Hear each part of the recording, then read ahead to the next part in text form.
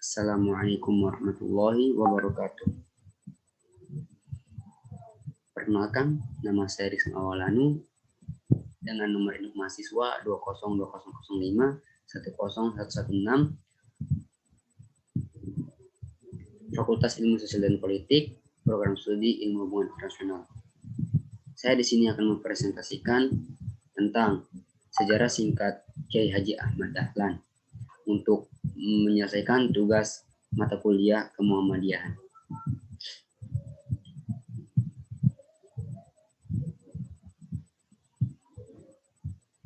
Baik, yang pertama pendahuluan. Kiai Haji Ahmad Dahlan yang mempunyai nama kecil Muhammad Darwis adalah seorang pahlawan nasional dan juga pendiri Persyarikatan Muhammadiyah. Ia bergabung sebagai anggota Budi Utomo yang merupakan organisasi kepemudaan pertama di Indonesia. Ia adalah sosok pemuda pembaharu yang sangat mengedepankan idealisme dalam hidupnya, terutama dalam bidang pendidikan. Di samping aktif dalam menggulirkan gagasannya tentang gerakan dakwah Muhammadiyah, ia juga dikenal sebagai seorang wirausahawan yang cukup berhasil dengan berdagang batik yang saat itu merupakan profesi wira swasta yang cukup menggejala di masyarakat. Sebagai seseorang yang aktif dalam kegiatan bermasyarakat dan mempunyai gagasan-gagasan yang cemerlang, Ahmad Dahlan juga dengan mudah diterima dan dihormati di tengah kalangan masyarakat. Sehingga ia juga dengan cepat mendapatkan tempat di organisasi Jami'atul Khair Budi Utomo, Syarikat Islam, dan Komite Pembela Kanjeng Nabi Muhammad SAW. Baik, pada presentasi kali ini saya akan menjelaskan tentang 4 poin pembahasan. Yang pertama, biografi Kiai Haji Ahmad Dahlan. Yang kedua, pemikiran Kiai Haji Ahmad Dahlan. Yang ketiga, pengalaman organisasi Kiai Haji Ahmad Dahlan. Dan yang keempat, pahlawan nasional. Baik, kita langsung saja menuju ke pembahasan poin yang pertama. Poin yang pertama yakni biografi Kiai Haji Ahmad Dahlan. Kiai Haji Ahmad Dahlan lahir di Yogyakarta 1 Agustus 1868, meninggal di Yogyakarta 23 Februari 1923 pada umur 54 tahun. Beliau adalah seorang pahlawan nasional Indonesia. Beliau adalah putra keempat dari 7 bersaudara keluarga Kiai Haji Abu Bakar. Kiai Haji Abu Bakar adalah seorang ulama dan khatib terkemuka di Masjid Besar Kesultanan Yogyakarta pada masa itu. Dan ibu dari Kiai Haji Ahmad Dahlan adalah putri dari Haji Ibrahim yang juga menjabat penghulu Kesultanan Yogyakarta Hadiningrat pada masa itu. Ia termasuk keturunan yang ke-12 dari Maulana Malik Ibrahim, salah seorang yang terkemuka di antara Wali Songo, yaitu pelopor penyebar agama Islam di Jawa. Silsilah tersebut ialah dari Maulana Malik Ibrahim, kemudian Maulana Ishaq, Maulana Ainul Yaqin, Maulana Muhammad Fadlullah atau Sunan Prapen, Maulana Sulaiman Ki Ageng Geribik atau Jatinom, Demang Jurung Juru Sapisan, Demang Jurung Juru Kapindo, Kiai Ilyas, Kiai Murtadha, Kiai Haji Ahmad Muhammad Sulaiman, Kiai Haji Abu Bakar atau ayahanda Kiai Haji Ahmad Dahlan, dan Muhammad Darwis atau Ahmad Dahlan sendiri. Kemudian pada umur 15 tahun, beliau pergi haji dan tinggal di Mekah selama 5 tahun.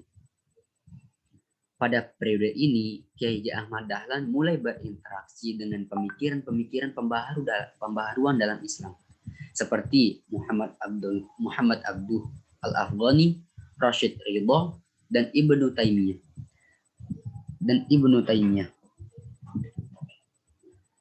Ketika pulang kembali ke kampungnya tahun 1888, ia berganti nama menjadi Ahmad Dahlan. Pada tahun 1903, ia bertolak kembali ke Mekah dan menetap selama 2 tahun. Nah, pada masa ini, ia sempat berguru kepada Syekh Ahmad Khatib yang juga guru dari pendiri NU, Kiai Haji Hashim Asy'ari. Pada tahun 1912, ia mendirikan Muhammadiyah di Kampung Kauman, Yogyakarta. Sepulang dari Mekah, ia menikah dengan Siti Walidah, sepupunya sendiri, anak Kiai Penghulu Haji Fadil. yang kelak dikenal dengan Nyai Ahmad Dahlan. Seorang pahlawan nasional dan pendiri Aisyah. Dari perkawinannya dengan Siti Walidah, Kiai Haji Ahmad Dahlan mendapat 6 orang anak, yaitu Johana, Sirot Dahlan, Siti Bushro, Irfan Dahlan, Siti Aisyah, Siti Zahroh, dan Siti Zahroh. Di samping itu, Kiai Haji Ahmad Dahlan pernah pula menikahi Nyai Abdullah, janda Haji Abdullah. Ia juga pernah menikahi Nyai Rum, adik Kiai Munawir Kriapyak. Kiai Haji Ahmad Dahlan juga mempunyai putra dari perkawinannya dengan Nyai Aisyah atau adik ajengan penghulu Cianjur yang bernama Dandana. Ia pernah pula menikahi dengan Nyai Yasin Pakualaman, Yogyakarta. Dan yang terakhir, Kiai Haji Ahmad Dahlan dimakamkan di Karangkajen, Yogyakarta. Kemudian kita masuk kepada poin yang kedua. Poin yang kedua membahas tentang pemikiran-pemikiran Kiai Haji Ahmad Dahlan.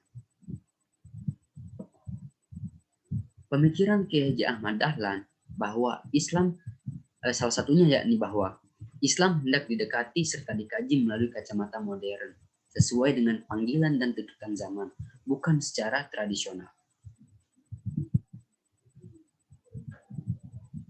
Bukan secara tradisional. Beliau mengajarkan kitab suci Al-Quran. Beliau mengajarkan kitab suci Al-Quran dengan terjemahan dan tafsir agar masyarakat yang tidak pandai. Beliau mengajarkan kitab suci Al-Quran dengan terjemahan dan tafsir agar masyarakat tidak hanya pandai membaca ataupun melakukan Al-Quran semata, melainkan dapat memahami makna yang ada di dalamnya.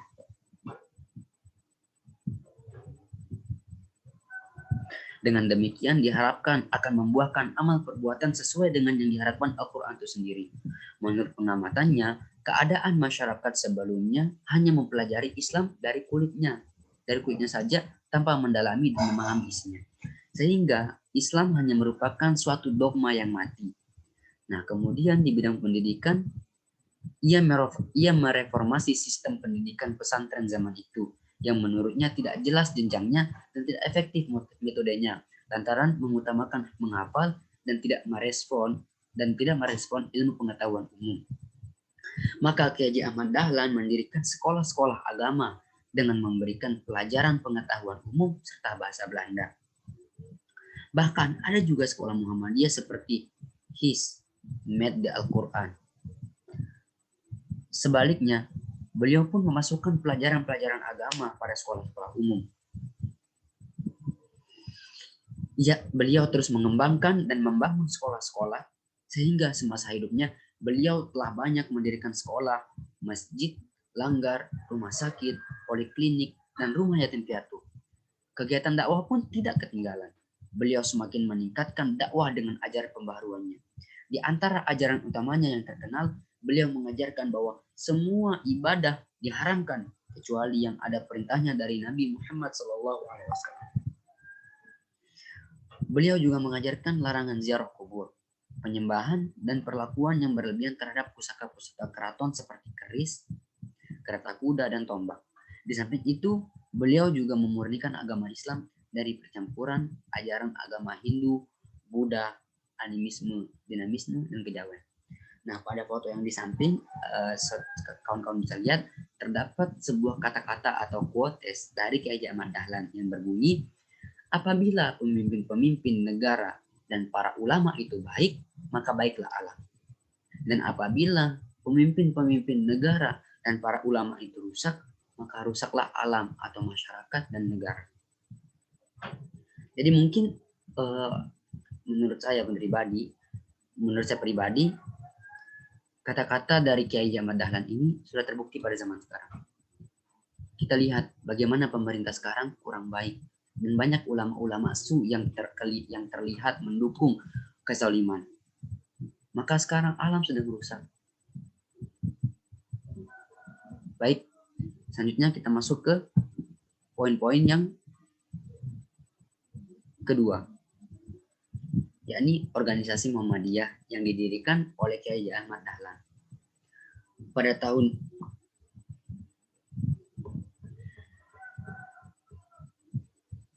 Pada tahun 1912, Kiai Haji Ahmad Dahlan mendirikan organisasi Muhammadiyah untuk melaksanakan cita-cita pembaharuan Islam di bumi Nusantara. Kiai Haji Ahmad Dahlan ingin mengadakan suatu pembaruan dalam cara berpikir dan beramal menurut tuntutan agama Islam. Ia ingin mengajak umat Islam di Indonesia untuk kembali hidup menurut tuntunan Al-Quran dan Al-Hadits. Perkumpulan ini atau Muhammadiyah ini berdiri bertepatan pada tanggal 18 November 1912. Dan sejak awal, Kiai Ahmad Dahlan telah menetapkan bahwa Muhammadiyah bukan organisasi politik, tetapi bersifat sosial dan bergerak di bidang pendidikan.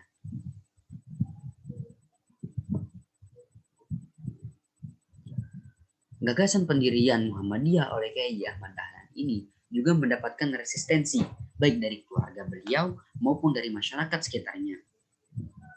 Berbagai fitnahan, tuduhan, dan hasutan datang bertubi-tubi kepada beliau. Beliau dituduh hendak mendirikan agama baru yang menyalahi agama Islam. Karena pada masa tersebut, agama Islam masih bercampur dengan ajaran-ajaran agama Hindu, ajaran-ajaran agama Buddha, dinamisme dan animisme. Sehingga Kiai Haji Ahmad Dahlan ingin memurnikan agama tersebut dengan cara membentuk organisasi Muhammadiyah, kemudian mengajak masyarakat bergabung. Nah, kemudian juga ada yang menuduh beliau kiai palsu karena sudah meniru bangsa Belanda yang Kristen, mengajar di sekolah Belanda serta bergaul dengan tokoh-tokoh Budi Utomo yang kebanyakan dari golongan priai dan bermacam-macam tuduhan lain. Jadi pada masa Kiai Haji Ahmad Dahlan balik dari Mekah, beliau ingin menyebarkan agama Islam, beliau banyak difitnah oleh masyarakat itu sendiri, bahkan oleh keluarganya dengan bermacam-macam tuduhan. Nah, kemudian pada tanggal 20 Desember 1912, Kiai Haji Ahmad Dahlan mengajukan permohonan kepada pemerintah Hindia Belanda untuk mendapatkan badan hukum. Permohonan itu baru dikabulkan pada tahun 1914 dengan surat ketetapan pemerintah nomor 81 tanggal 22 Agustus 1914. Izin itu hanya berlaku untuk daerah Yogyakarta dan organisasi ini hanya boleh bergerak di daerah Yogyakarta. Dari pemerintah Hindia Belanda timbul kekhawatiran akan perkembangan organisasi ini. Maka dari itu kegiatannya dibatasi. Walaupun Muhammadiyah dibatasi, tetapi di daerah lain seperti Serandaka, Wonosari, Imogiri, dan lain-lain telah berdiri cabang-cabang Muhammadiyah. Hal ini menjelaskan bertentangan dengan keinginan pemerintah Hindia Belanda. Untuk mengatasinya, maka Kiai Ahmad Dahlan mensiasatinya dengan menganjurkan agar para cabang Muhammadiyah di luar Yogyakarta memakai nama lain, misalnya Nurul Islam di Pekalongan, Al-Munir di Ujung Pandang, Ahmadiyah di Garut. Sedangkan di Solo berdiri perkumpulan Sidik Amanah Tabligh Fakonah atau yang disingkat SATF yang mendapat pimpinan dari cabang Muhammadiyah. Bahkan dalam kota Yogyakarta sendiri, beliau menganjurkan adanya jamaah dan berkumpulan untuk mengadakan pengajian dan menjalankan kepentingan Islam.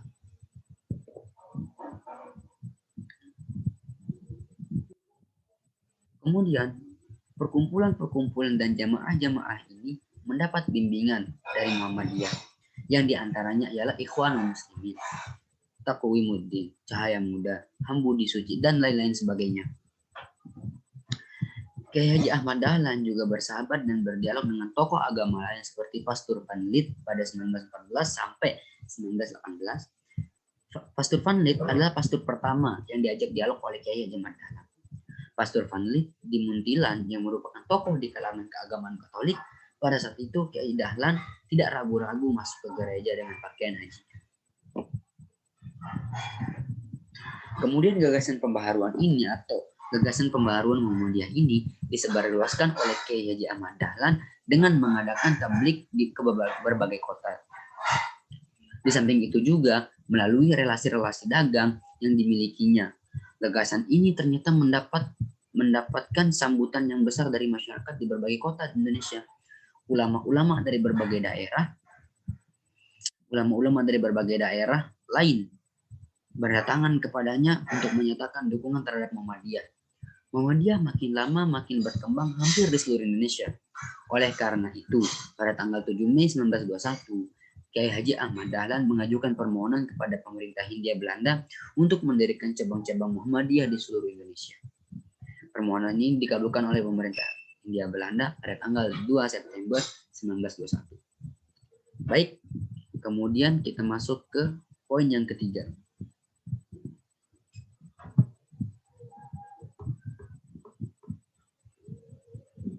Atau kita masuk kepada poin yang keempat. Sorry, maaf, saya salah. Kita masuk pada poin keempat, yakni Kiai Haji Ahmad Dahlan yang diangkat menjadi pahlawan nasional oleh pemerintah Indonesia. Atas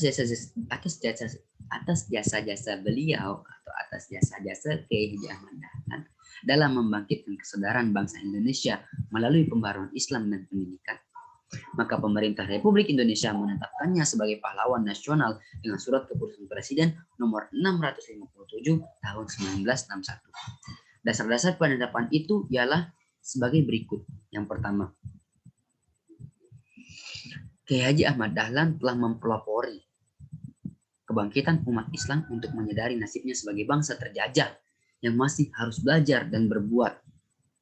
Yang kedua, dengan organisasi Muhammadiyah yang didirikannya, telah banyak memberikan ajaran Islam yang murni kepada bangsanya. Yang ketiga, ajaran yang menuntut kemajuan, kecerdasan, dan beramal bagi masyarakat dan umat dengan dasar iman dan Islam. Nah, kemudian dengan organisasi beliau, dengan organisasi Muhammadiyah, dengan organisasi Kiai Haji Ahmad Dahlan, Muhammadiyah telah mempelopori amal usaha sosial dan pendidikan yang aman diperlukan bagi kebangkitan dan kemajuan bangsa dengan jiwa ajaran Islam dan dengan organisasinya. Muhammadiyah bagian wanita atau Aisyah, disebut dengan Aisyah, telah mempelopori kebangkitan wanita Indonesia untuk mengecap pendidikan dan berfungsi sosial setingkat dengan kaum pria. Nah, kemudian yang terakhir di sini terdapat juga quotes dari Kiai Haji Ahmad Dahlan yang berbunyi, ini quotesnya tentang Muhammadiyah yang berbunyi, Muhammadiyah sekarang ini lain dengan Muhammadiyah yang akan mendatang.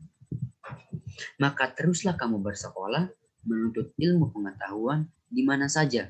Jadilah guru, kembalilah kepada Muhammadiyah, jadilah master, jadilah insinyur, dan lain-lainnya, dan kembalilah kepada Muhammadiyah. Maksud dari quotes ini menurut saya pribadi adalah apapun kita jadi ke depannya, tidak hanya menjadi ulama, tidak harus menjadi ustaz, tetapi ketika kita menjadi diplomat, ketika kita menjadi anggota DPR, ketika kita menjadi apapun yang kita menjadi, ketika kita jadi dokter dan lain sebagainya, kita harus tetap mengingat di mana kita menimba ilmu. Kita harus mengingat di mana kita berasal. Kita semua berasal dari Muhammadiyah.